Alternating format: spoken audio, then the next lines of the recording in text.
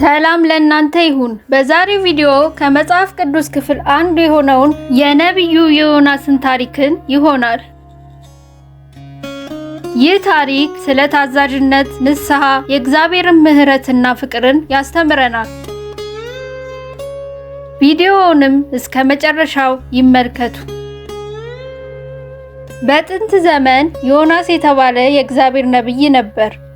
አንድ ቀንም እግዚአብሔር ተነስ፣ ወደ ታላቂቱ ከተማ ነነዌ ሂድ፣ ክፋታቸውን በፊቴ ወጥቷልና ንስሐ እንዲገቡ ስበክ አለው። ዮናስ ግን ከእግዚአብሔር ፊት ወደ ቴርሴስ ይኮበልል ዘንድ ተነሳ። ወደ ኢዮጴም ወረደ። ወደ ቴርሴስም የምታልፍ መርከብ አገኘ። ከእግዚአብሔር ፊትም ኮብልሎ ከእነርሱ ጋር ወደ ቴርሴስ ይሄድ ዘንድ መርከብ ውስጥ ገባ። ዮናስም በመርከቡ ላይ ሳለ እግዚአብሔር በባህር ላይ ኃይለኛ ንፋስ አመጣ። ማዕበሉም በጣም ከባድ ነበር። መርከቡም ሊሰበር ተቃረበ። መርከበኞቹም በጣም ፈሩ። እያንዳንዱም ወደ አምላኩ ጸለየ። መርከቢቱም እንድትቀልላቸው በውስጡ የነበረውን ዕቃ ወደ ባህር ጣሉት። ዮናስ ግን በመርከቡ ውስጥ ተኝቶ ነበር። አለቃውም ወደ እርሱ ቀርቦ ምን ነው ተኝተሃል?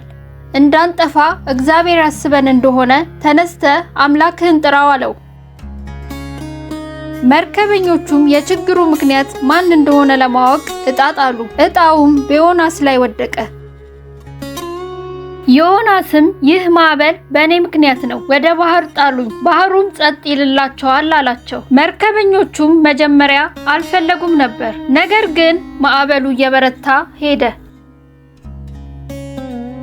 ዮናስንም ወስደው ወደ ባህር ጣሉት። ባህሩም ከመናወጡ ጸጥ አለ። ሰዎቹም እግዚአብሔርን እጅግ ፈሩ። ለእግዚአብሔርም መስዋዕትን አቀረቡ፣ ስለትንም ተሳሉ። እግዚአብሔርም ዮናስን ለማዳን አንድ ታላቅ ዓሣ አዘጋጀ። ዓሣውም ዮናስን ዋጠው። ዮናስም በዓሣው ሆድ ውስጥ ሆኖ 3 ቀንና 3 ሌሊትን ቆየ። ዮናስም በዓሣ ሆድ ውስጥ ሆኖ ወደ አምላኩ ወደ እግዚአብሔር ጸለየ፣ እንዲህም አለ፣ በመከራዬ ሳለሁ ወደ አምላኬ ወደ እግዚአብሔር ጮህ፣ እርሱም ሰማኝ። በሲኦልም ሆድ ውስጥ ሆኜ ጮህ፣ ቃሌንም አዳመጥ። ወደ ጥልቁም ባህር ውስጥ ጣልኸኝ፣ ፈሳሾቼም በዙሪያዬ ነበሩ። ማዕበልህና ሞገድህ ሁሉ በላይ አለፉ።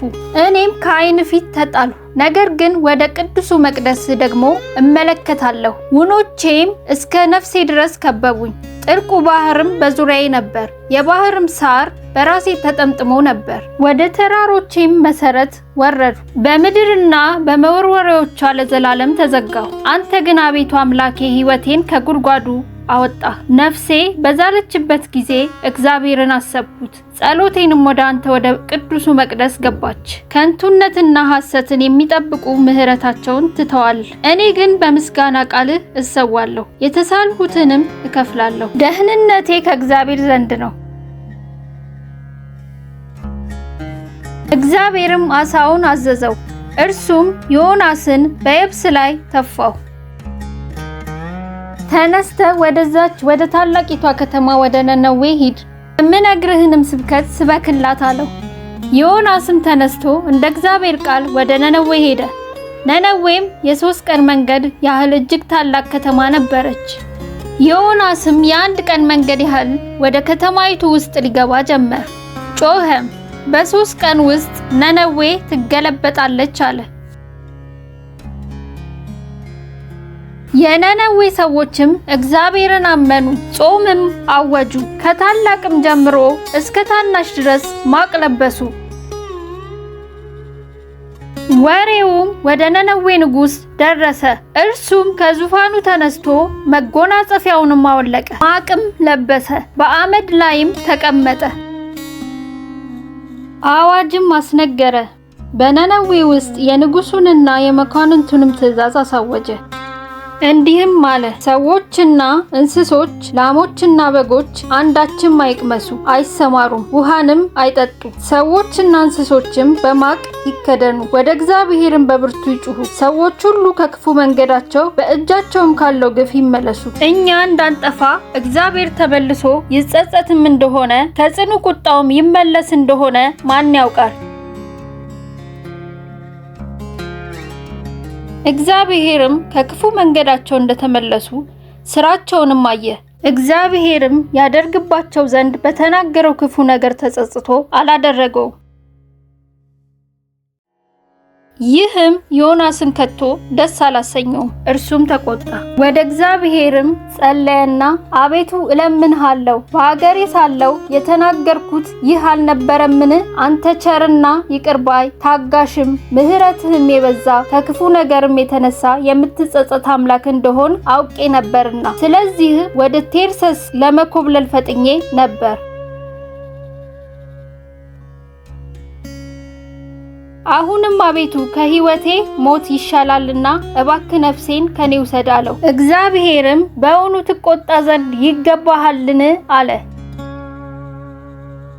ዮናስም ከከተማይቱ ወጣ፣ ከከተማይቱም በስተምስራቅ በኩል ተቀመጠ። ከተማይቱንም የሚያገኛትን እስኪያይ ድረስ በዚያ ለራሱ ዳስ ሰርቶ ከጥላው በታች ተቀመጠ። እግዚአብሔር አምላክም ቅል አዘጋጀ፣ ከጭንቀቱም ታድነው ዘንድ በራሱ ላይ ጥላ እንድትሆን በዮናስ ላይ ከፍ ከፍ አደረጋት። ዮናስም ስለ ቅሊቱ እጅግ ደስ አለው። በማግስቱም ግን ወገግ ባለ ጊዜ እግዚአብሔር ትልን አዘጋጀ፣ እርሷም ቅሊቱን እስክትደርቅ ድረስ መታቻት። ፀሐይም በወጣች ጊዜ እግዚአብሔር ትኩስ የምስራቅ ንፋስ አዘጋጀ። ዮናስም እስኪዝል ድረስ ፀሐይ ራሱን መታው። ለራሱም ሞትን ፈለገና ከሕይወት ሞት ይሻለኛል አለ። እግዚአብሔርም ዮናስን በእውኑ ስለዚህ ቅል ትቆጣ ዘንድ ይገባሃልን? አለው። እርሱም እስከ ሞት ድረስ እቆጣ ዘንድ ይገባኛል አለ። እግዚአብሔርም አንተ ትበቅል ዘንድ ላልደከምክባት ላላሳደግካትም በአንድ ሌሊትም ለበቀለች በአንድ ሌሊትም ለደረቀችው ቅል አዝነሃል። እኔስ ቀኛቸውንና ግራቸውን የማይለዩ ከ120,000 የሚበልጡ ሰዎችና ብዙ እንስሶች ላሉባት ለታላቂቱ ከተማ ለነነዌ አላዝንምን? አለው። ከዚህ ክፍል የምንማረው አንደኛ ለእግዚአብሔር መታዘዝን ነው። ዮናስ በመጀመሪያ ለእግዚአብሔር ባለመታዘዙ ምክንያት ብዙ ችግር ገጠመው። ለእግዚአብሔር መታዘዝ ግን በረከትንና ሰላምን ያመጣል። መጽሐፍ ቅዱስ ውስጥ እንዳነበብነው እንደ ኖህ፣ አብርሃምና ዮሴፍ ያሉ ሰዎች ለእግዚአብሔር በመታዘዛቸው ተባርከዋል። ሁለተኛ ከዚህ ክፍል የምንማረው ከእግዚአብሔር ፊት መሸሽ አይቻልም። ዮናስ ወደ ቴርሴስ በመሄድ ከእግዚአብሔር ለመሸሽ ሞከረ። ነገር ግን እግዚአብሔር በሁሉም ስፍራ አለ፣ ከእርሱ ማንም ሊሸሽ አይችልም። ሶስተኛ ከዚህ ክፍል የምንማረው ንስሐ የእግዚአብሔርን ምሕረት ያመጣል። የነነዌ ሕዝብ ከክፉ መንገዱ ተመልሶ ንስሐ ገባ፣ እግዚአብሔርን ምሕረት አደረገላቸው። ይህም እግዚአብሔር ከልብ የሚጸጸቱትን እንደሚምር ያሳያል። የእግዚአብሔር ቃል ሲናገር ኃጢአታችንን ብንናዘዝ ኃጢአታችንን ይቅር ሊለንና ከአመፃም ሁሉ ሊያነጻን የታመነና ጻድቅ ነው።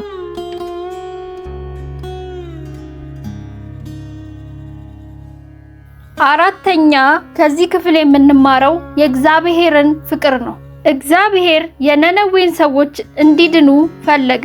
ይህም ፍቅሩና ምሕረቱ ለሁሉም ሰዎች እንደሆነ ያሳያል። የእግዚአብሔር ቃል ሲናገር በእርሱ የሚያምን ሁሉ የዘላለም ሕይወት እንዲኖረው እንጂ እንዳይጠፋ እግዚአብሔር አንድያ ልጁን እስኪሰጥ ድረስ ዓለሙን እንዲሁ ወዷልና። አምስተኛ ከዚህ ክፍል የምንማረው እግዚአብሔር ሩህሩህና መሐሪ ነው። እግዚአብሔር ፈጥኖ ለመቅጣት አይቸኩልም፣ ይልቁኑ ሰዎች እንዲመለሱ እድል ይሰጣል። ምክንያቱም እግዚአብሔር መሐሪና ይቅር ባይ ነው።